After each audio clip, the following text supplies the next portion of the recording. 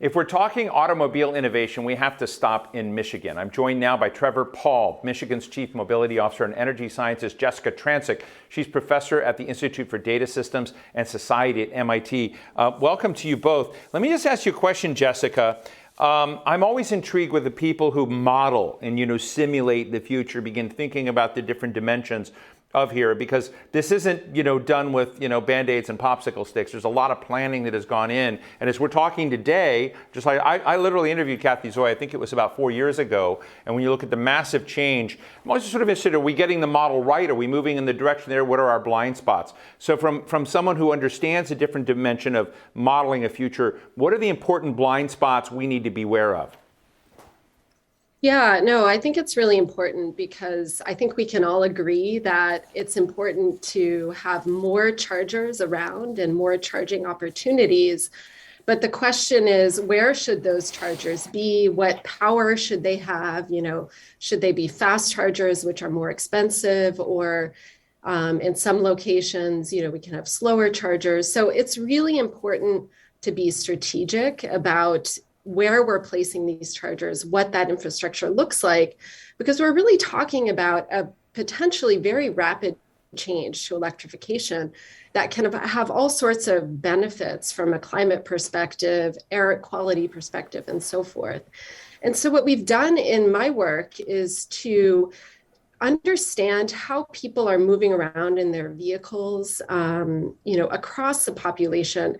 People live in different situations. They may or may not have off-street parking. They have different travel activity patterns. And so in the work that we've done, we've combined information in several different data sets in order to be able to accurately reconstruct how people are moving around the country, really, from day to day on a second by second basis. And what we learned from that is that there are certain key priority locations for installing chargers. So for example, you can start with a base layer of residential charging. And so that's charging for when people are at home. Most people need to sleep for a good amount of time every 24 hours. And so they're going to be at home for a certain amount of time. Not everybody has off-street parking. So it's important for this residential charging to be available, on residential streets and parking garages and so forth. These can be lower power chargers, which are also less expensive. Then you can layer on top of that fast chargers along highways, along rural roads.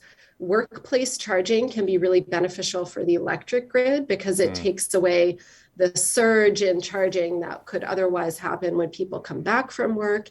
And then there are other locations, public locations, and overnight locations such as hotels and so forth. But basically what we found is that it's important to, be strategic and not just put chargers where there are gas stations available today, but really look at how people are behaving, the diversity of behaviors and so forth. And, then place chargers where they can serve people without interrupting their daily schedules. Right. And that, yeah. Yeah.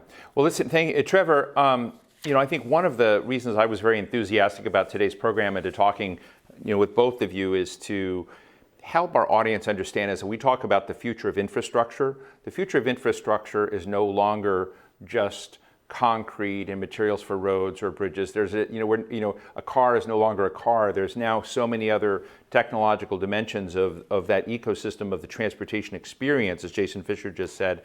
And I think sometimes people get it and sometimes they don't. And you're in Michigan, which is one of the home bases of transportation and vehicles. And I was going to ask you an unfair question. How many of your colleagues value and support what you do and how what you're doing with the future of mobility is in a way re-energizing the sector that was really based in Michigan? Yeah, sure. So first of all, thank you for having me. Secondly, infrastructure is a currency for economic development, safety, community development, upholding a person's dignity. So it's so much more than what it's been in the past. And so actually in Michigan, 1 in every 5 jobs is supported by the mobility industry. So actually a lot of my colleagues care about what I do, which is great. That's great. And we've tried to take a systems level approach. So, we look at autonomous, connected, electric, and shared as foundational technology platforms. They're not just descriptors to the next type of vehicle you're going to buy. And that means that a lot of different industries are converging. So when we look at the future of mobility, obviously we have 96 of the top 100 global automotive suppliers here and 20 some automakers, but we also need to think about the future of trucking, the future of maritime mobility, the future of air mobility, and how it all works together in ways that help people, that aren't just technology for technology's sake. And so in Michigan, we've done what other states have done, and we think we're very competitive as it relates to EV infrastructure policy. We led the creation of a 5-state MOU, Minnesota, Wisconsin, Illinois, Indiana. We're building the first wireless charging corridor where the road actually charges the vehicle as it's in motion. And we're making plans for the $110 million we'll be getting from the federal government to install charging stations around the state. But then at the same time, we're also looking at the charging infrastructure industry and saying, how can we gain some of those jobs? How can we bring some of those jobs back domestically? So there's so many different aspects to consider. And that's why I don't sleep very much at night. So you just said something that sounded very sci-fi to me. That's really cool. Got me excited. Wireless charging infrastructure. First time I've heard that. So it's a charging system that moves, that charges while your vehicle is moving and driving? It's embedded in the road. And for equipped vehicles, like think of a delivery van that can't afford to just sit at a station for 30, 40 minutes, or think of a transit bus. So we're installing a stretch of road in Detroit where, yes, these vehicles that are equipped, that do have the same routine over and over again, can charge as they're doing their jobs. Well, thank you. Jessika, let me ask you a question here, which is another side of this, which is, right, we're very clearly focused on EVs and AVs and transition, et cetera. But there are going to be a lot of folks that are driving old style, gas-fueled cars and vehicles and trucks because they have them, because the cost of transition is high, because they want dependability. I have a question here, from someone, from Carrie Hinton. Let's give Carrie, from the Director of Office of External Affairs of the DC Public Service Commission. It says, given the EV range limits at 300 to 400 miles, what's the likelihood that fast charging infrastructure can be built in to cover all interstate and state highways? And it's really Carrie's question is a question about trust in being able to have them here, which you largely have today in fuel stations, right? If you're going to drive through Nevada, you're going to have something. But I think there are questions of, if you drive through Nevada, are you going to have charging stations available? So I guess part of it is confidence and trust in your ability to kind of move outward. What is your thought on that? Yeah, I mean, there's this concept of range anxiety, which is that people may be anxious about the range of their vehicle. I think that is decreasing, with further charging stations available and so forth. But, if we're really talking about an entire fleet becoming electric, which is really important from a climate perspective, then, we're not quite there yet, and we really need to be thinking about how to give people confidence that they'll be able to charge when they're stopped conveniently and so forth. And, another way to sort of meet people's needs is through other modes of transportation. What we see is that people have really, on most days, they can kind of use a battery capacity that's relatively limited in size. They only have a small number of high energy days. If their needs on those days, can be met with easy access to rental vehicles and access to long distance transportation like trains and so forth, that can really also help people get over their range anxiety. So I think it's important to, as I was saying before, be strategic in how we roll out infrastructure and also communicate that to people so that people know they'll have places to charge, but also invest in other modes of transportation, such as public transit and trains and so forth, that can really complement electric vehicles very nicely. Thank you. Trevor, another part of the question here is we sort of take for granted, I think, the fact that there are people and innovators and technologists behind it. It's one of the reasons I like talking to Jason Fisher so much. I like talking to people in the technology world, and it just raises this interesting question today, given all the, I'll just say the crap we've gone through in the last 2 years with COVID, the stress on people's lives, in the health space, if you talk to Francis Collins at NIH, various disruptions, he says, have cost us probably $10 billion, in the R&D innovation space that the government might have had. I'm just interested in talent in Michigan as you begin looking at this? What's that ecosystem like? Are people drawn to this? And when you layer in these new dimensions of mobility, as you just said, on the existing incumbent infrastructure you had on infrastructure, is there enthusiasm across all of that? Are the various pieces fitting together? Yeah, that's a really good question. So the reality is Michigan is a world-class workforce that stretches across software to mechanical engineers to thermal engineers. But we also have led for the last century internal combustion engine innovation.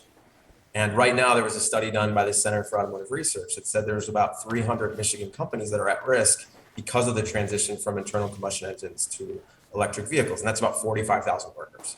And so the state, along with the regional partners and industry, have come together in a way I haven't seen before to create various new curricula. I think that's the plural for curriculum that allow for these workers to have a pathway into not only the future of electric vehicles, but also the future of responsible artificial intelligence. And you're seeing these awesome investments. For instance, Ford Motor Company just bought one of the buildings that for a long time was abandoned in downtown Detroit. It was one of our signature buildings, the Michigan Central train station, and is refurbishing it. And it is now going to be the center for Ford's autonomous vehicle efforts. And they've already announced a partnership with Google. Google's going to be developing products with Ford in that space.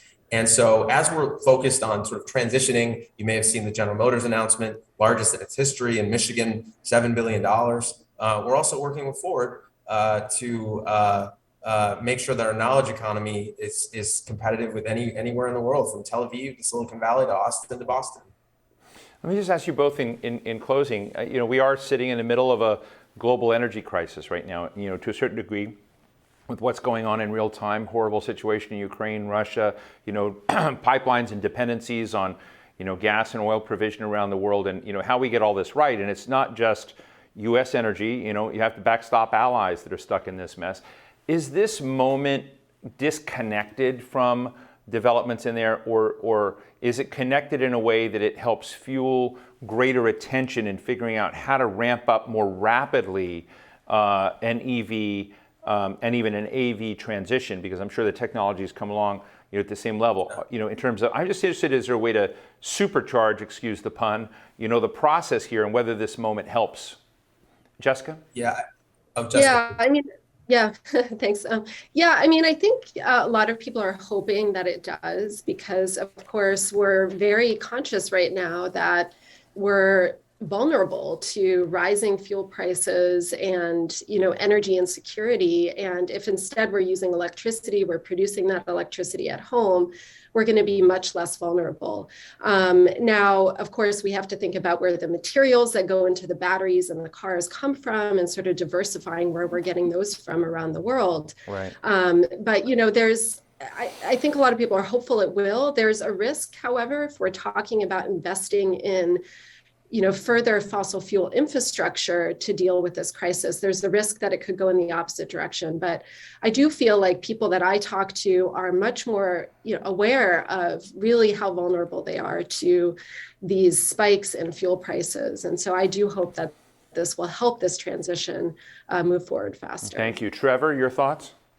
Yeah, sure. So we've seen half dozen automakers already shut down some plants or operations, suspended supplier relationships, pause sales in Russia. I think we need to present proof. We need to make sure that we have ways to get around those various bottlenecks. But as it relates to future proofing, EVs, AVs, Ukraine and Russia both produce new tech commodities in spades, like aluminum, palladium, raw materials like nickel, lithium for EV batteries. And actually 80 to 90% of global neon supply comes from that region, which isn't just for things like bar lights, but also for lasers that are then used to produce semiconductors. So the truth is it's kind of too early to tell the true impact, but I think this is another example of how we need to sort of diversify the geographies by which we build our automotive and frankly, our future mobility supply chains. I'm really, really glad you added that. I mean, I sort of feel like we're living in a world of unknown and unappreciated interconnectedness. I mean, the world's stressed out, pulling itself apart, but what a wonderful conversation. Thank you, Trevor Pawl, Michigan's Chief Mobility Officer. I want to visit you up there. You're doing cool stuff. Jessika Trancik, Professor at the Institute for Data Systems and Society at the great MIT. Thank you so much for talking with us today. Thanks you. so much.